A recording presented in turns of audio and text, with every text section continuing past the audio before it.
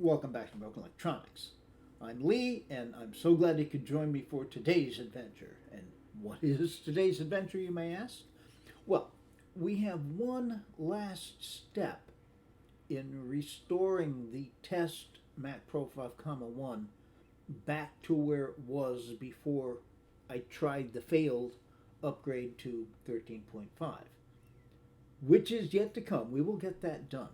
But where we left it, currently the machine is now running Monterey 12.6.8, the latest version of Monterey. That's the installer I'd made. I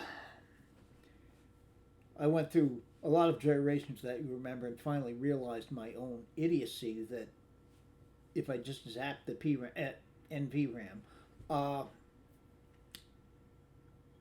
it would have booted up and it would have been very easy to recover from. Oh well, in any event, we learn from these things, don't we?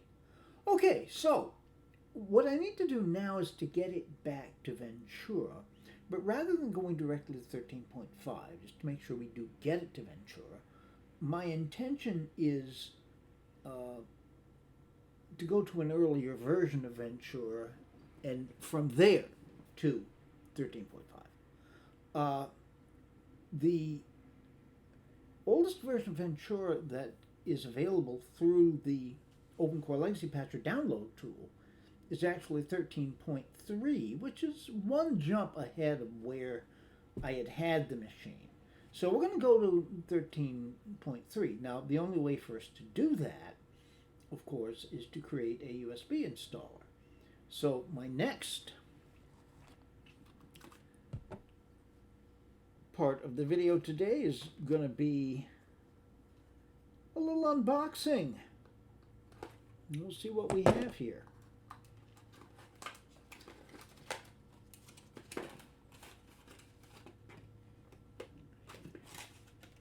All right. Don't make these things so hard to get at. What we have here is a Timetech, I've never figured out how to pronounce that. Oh, I'd like to because I use these drives a lot. I use a lot of Timetech drives on PCIe cards, as boot drives, etc.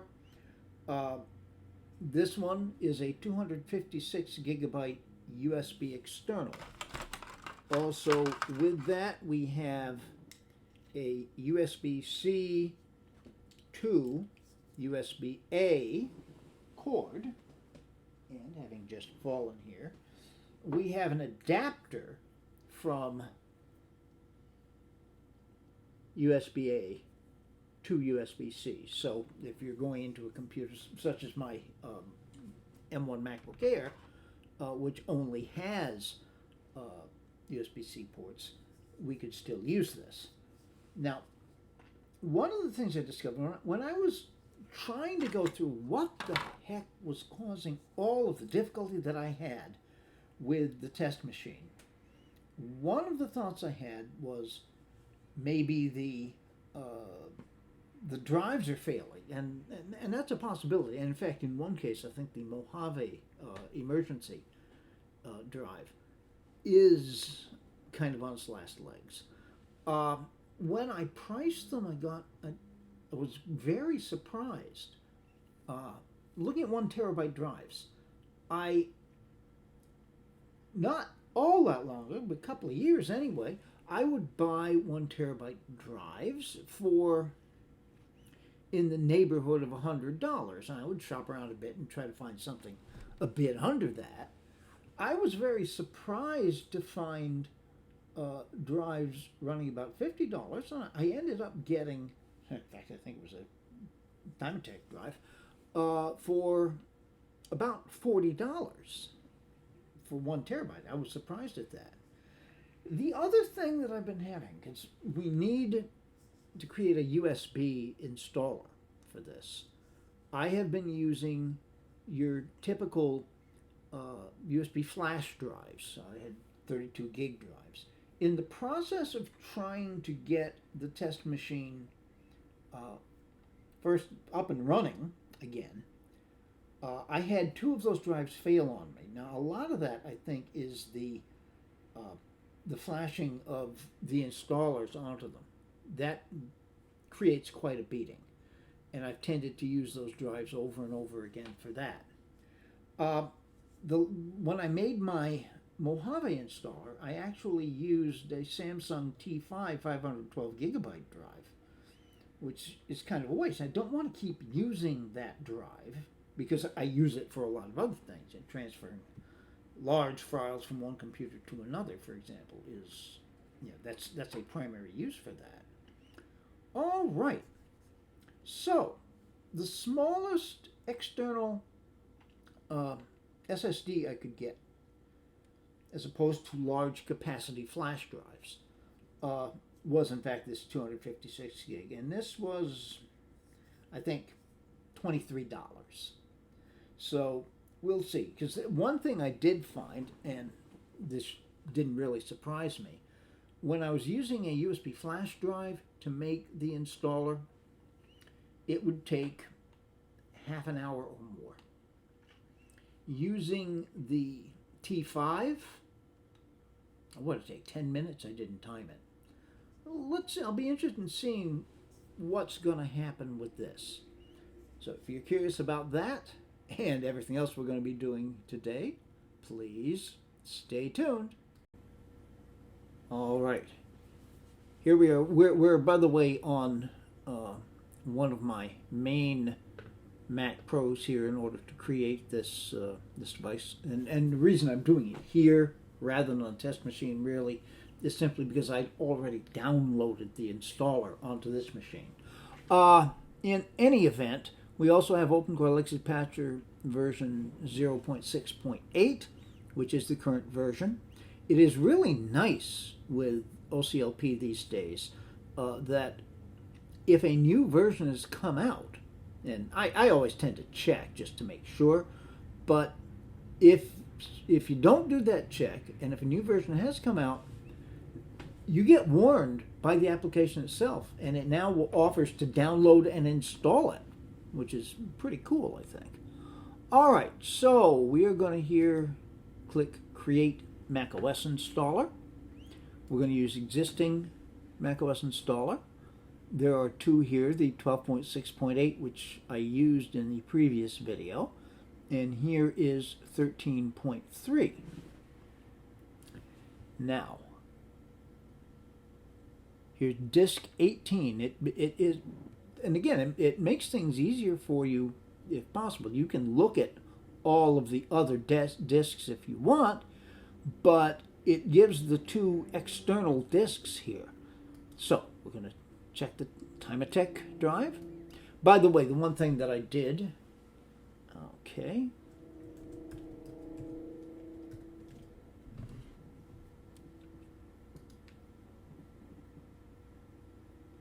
Okay, now, I have got the timer going, and already this seems to be going really quickly. But I'm going to stop the clip, and we'll report back. Stay tuned. Well, just under 3 minutes and 47 seconds. Astonishing. And believe me, it will easily end up being with, as often as I have to create installers of this, and with the nature of what I do in this channel, I do this a lot. That amount of time saving is well worth $23 on a 256 gigabyte SSD. Amazing. Okay, so it's now prompting me to install OpenCore on the drive, which I'm going to do even though I've got 0.6.8 installed on what will be the destination drive. So, hey. And installs the disk. Well, it builds OpenCore very quickly, doesn't it?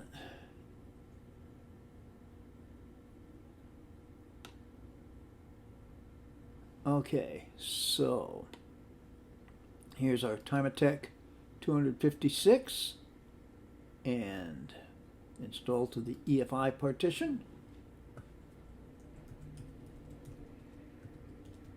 wish it would let me.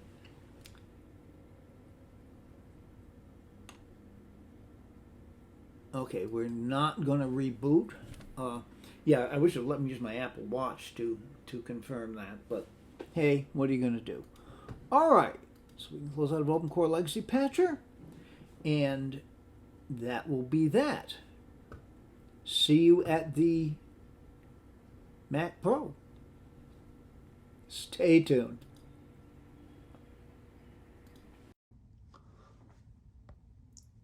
All right, the drive is plugged in. Let's start the machine up.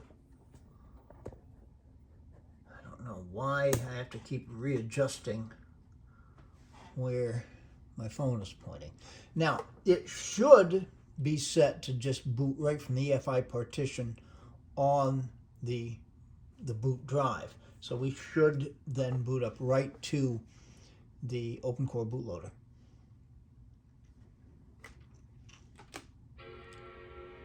All right, there's our chime.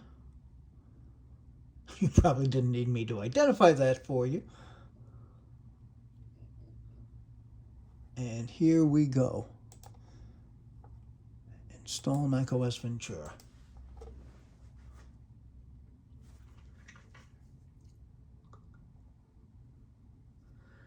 Now we should get to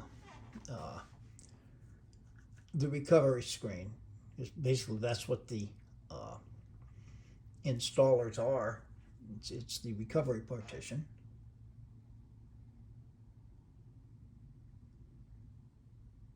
Now, I was thinking we'd get there pretty quickly, but maybe not.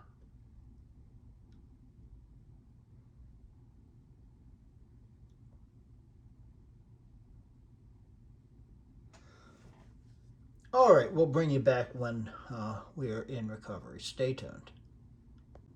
Bang, we're right here. Okay, so obviously we're going to install macOS Ventura. The plan here will be to install it over the top of the existing installation, which was a clean installation of Monterey. Okay.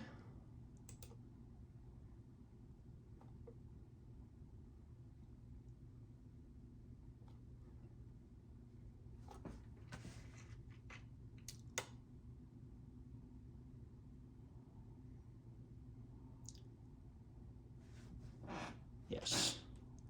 License agreement. Okay, now, in our choices here, that of course is the drive that we're currently booted to the installer drive. Plextor Mojave is the Mojave emergency installation. We don't want to touch that. The current boot drive is the SPSSD, which is a 1 terabyte SSD. So, on we go. Now, it says 33 minutes remaining, and then immediately goes to 23. It's going to be quite a bit more than that. So in any event, we'll bring you back periodically as things happen. Stay tuned. All right, screen's just gone black, and this is probably the first of a series of shutdowns. We should fairly soon see the verbose output. Verbose output has been pretty well set to the main screen. I don't know if that's going to be the case here or not. It's always been a pain recording these because I've got to turn the camera to catch the other screen if that's where the output comes up.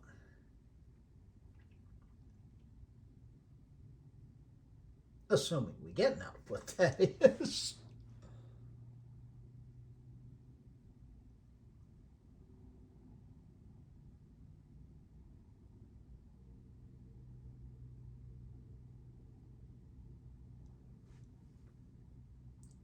I know it's going to happen. I mean, I'm going to assume there's no real point in you staring at a black screen.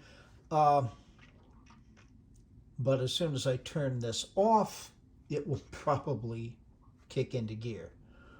But in any event, stay tuned. And here we go. Took a while.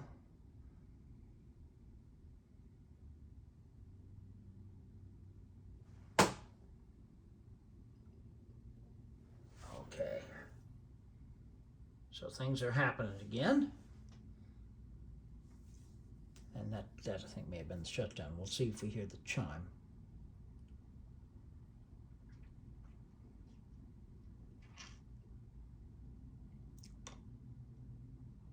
So it's a good sign when the screen kicks back on life that something is about to happen.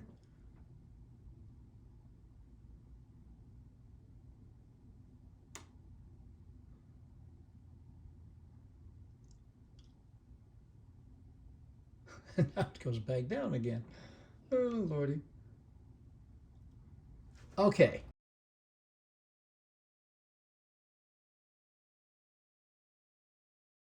All right, let's see what we come up with here.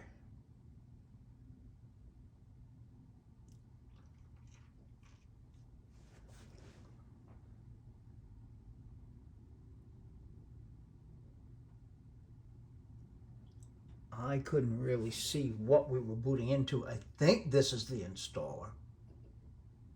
Hopefully this is the installer.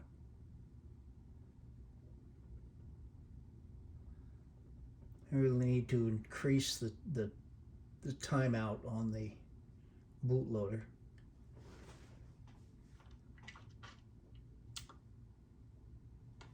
Yep, we're in the installer. Okay, it's about 29 minutes. It shouldn't be that long, but it is going to be a while. But we seem to be in good order so far. Stay tuned. Okay, here we go again. That gray screen, I think we were on it for 12, 13 minutes. The initial installer screen, I think, was about probably about the same. Maybe not quite as long. All right. So we're rebooting again.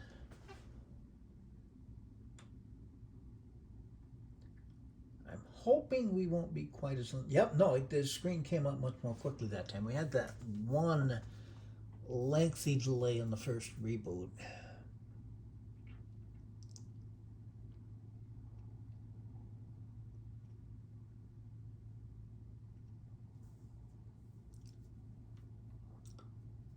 Back to black.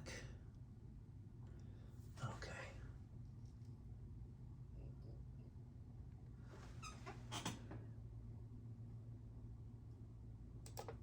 Okay.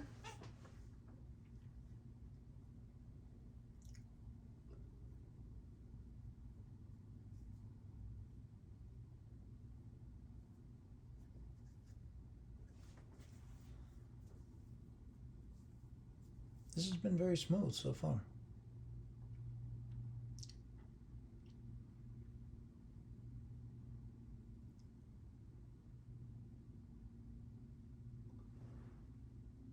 It so often happens, it's going by so quickly I can't tell what's going on. It's slowing up a little now.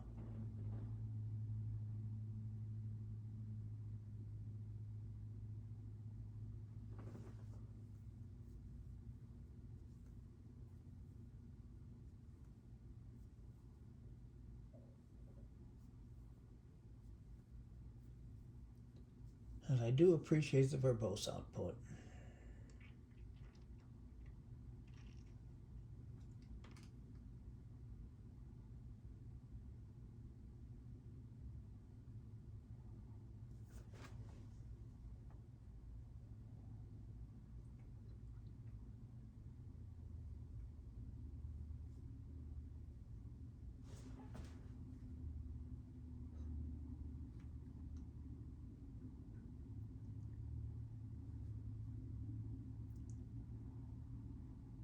Yeah, I get a little jumpy here, kind of snake bit. All right, since we can't really tell what any of this is, I'll bring you back when something more interesting happens. I hope. Stay tuned. Okay, see what's going on here. This is ramrod display. What has surprised me about it is before we would just get ramrod display. We have it coming up in here, but there's more information,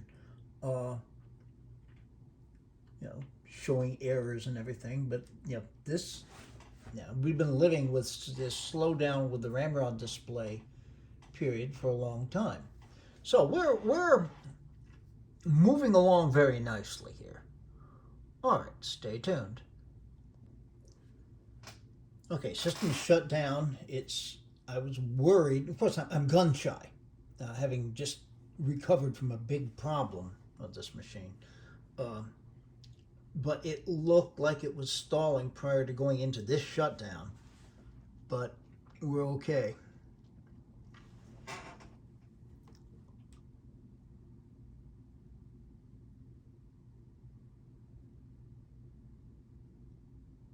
Let's see what the bootloader tells us. Okay, so yeah, the install macOS is done. We're now going to boot into the SSD itself, which does not necessarily mean we're about to boot. So we got a bit to go. Once again, please stay tuned. Okay.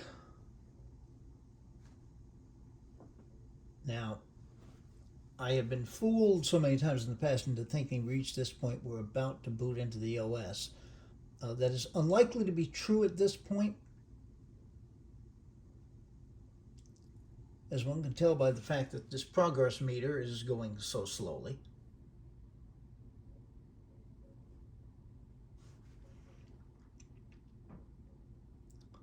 But I still think we're in good order.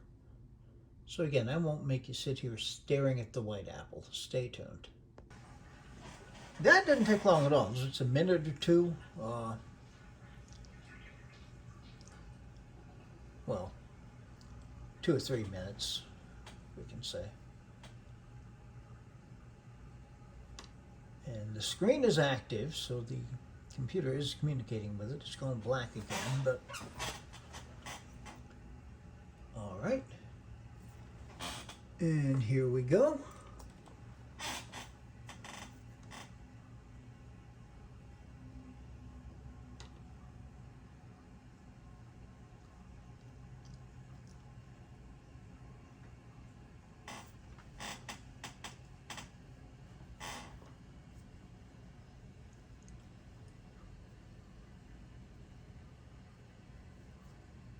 This is looking more like a normal boot.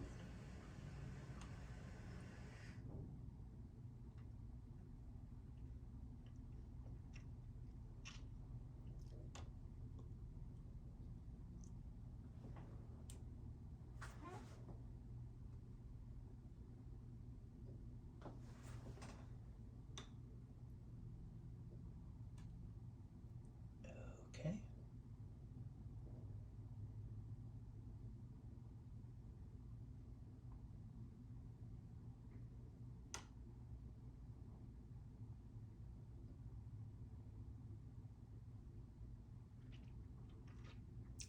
Ah, the suspense of it all.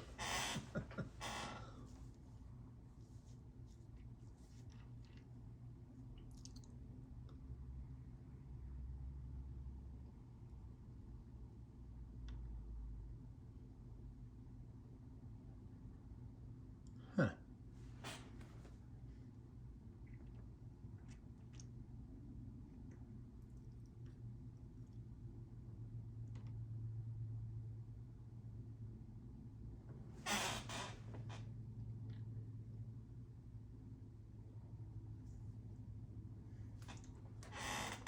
It's got to be trying to do something here. Oh well, stay tuned. Well, the screen just went black, and now it's come up again. It's trying to do something.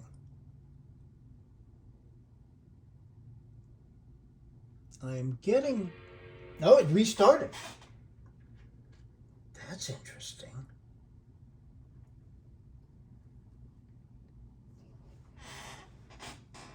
Okay, try it again.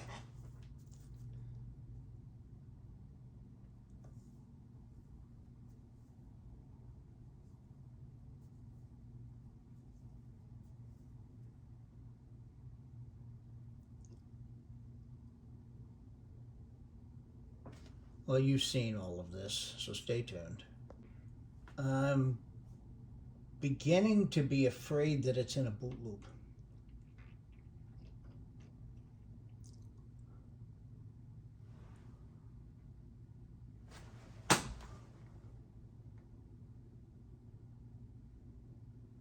Attempt to set position for directory and okay.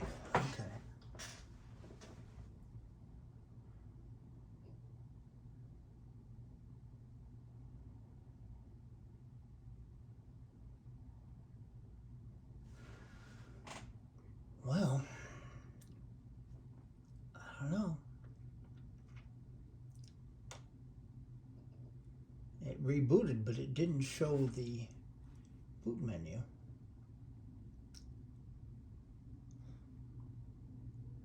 That was funny. It flashed. We've got cursor.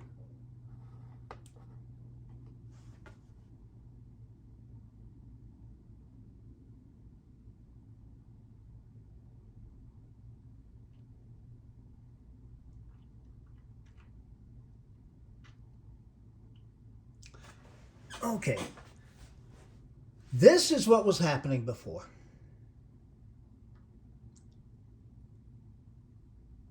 This is what was happening before. Okay. I'm going to try something. I'm going to shut it down. I'm going to reset the NVRAM and see if that does anything, because I don't think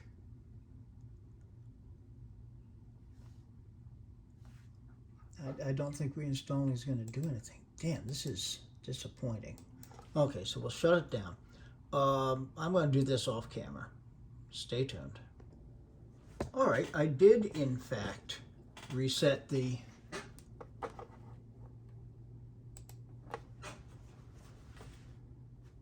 okay. Let's just try booting it. I did in fact reset the NVRAM. I think I said PRAM earlier. Let's see if that helps us.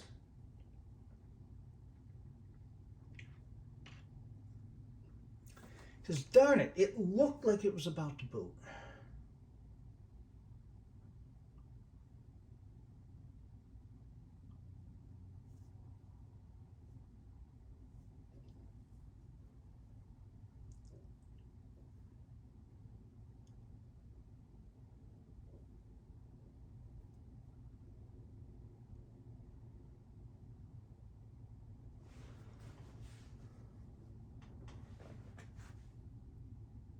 Okay. Huh. I'll be darned.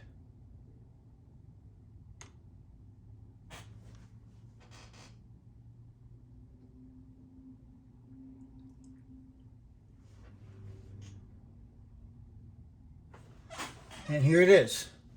I'll be darned.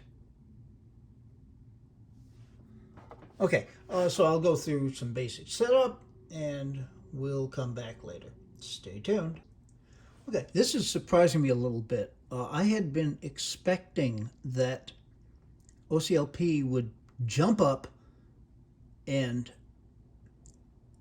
offer to install the root patches.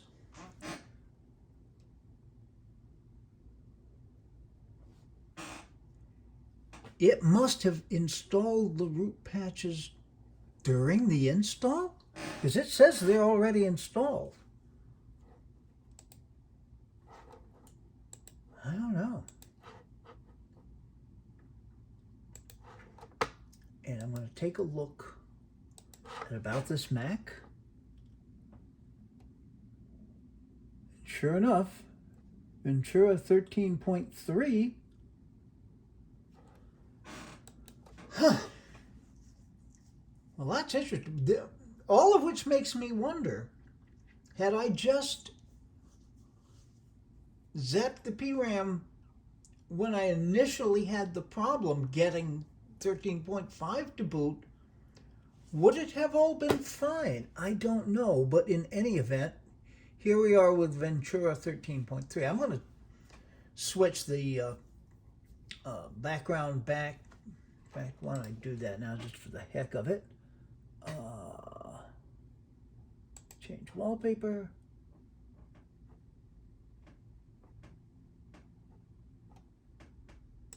Here we go.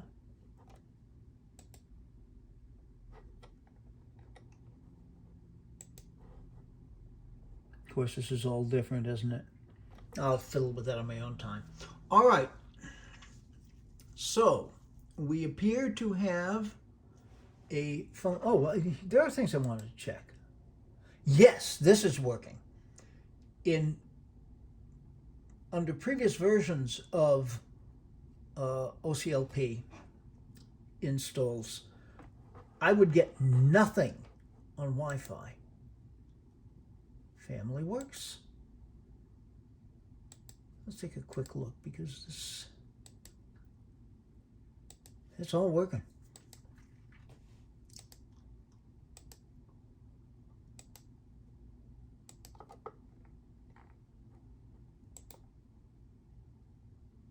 Yeah, system settings is functional now, which it wasn't before.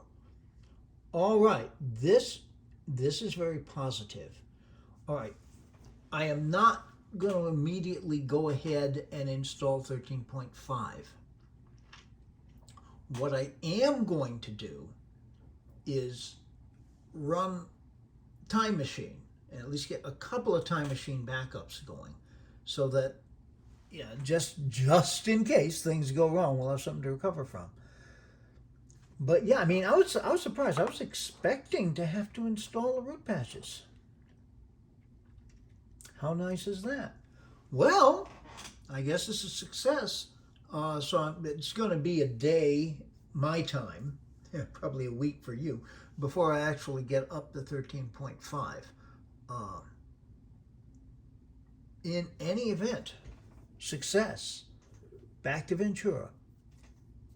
Be good to other people. They need it and deserve it. Be good to yourselves. Any good we do in this world has to start from that. We can make this world a better place. It isn't yet, though. Until it is, this has been Broken Electronics.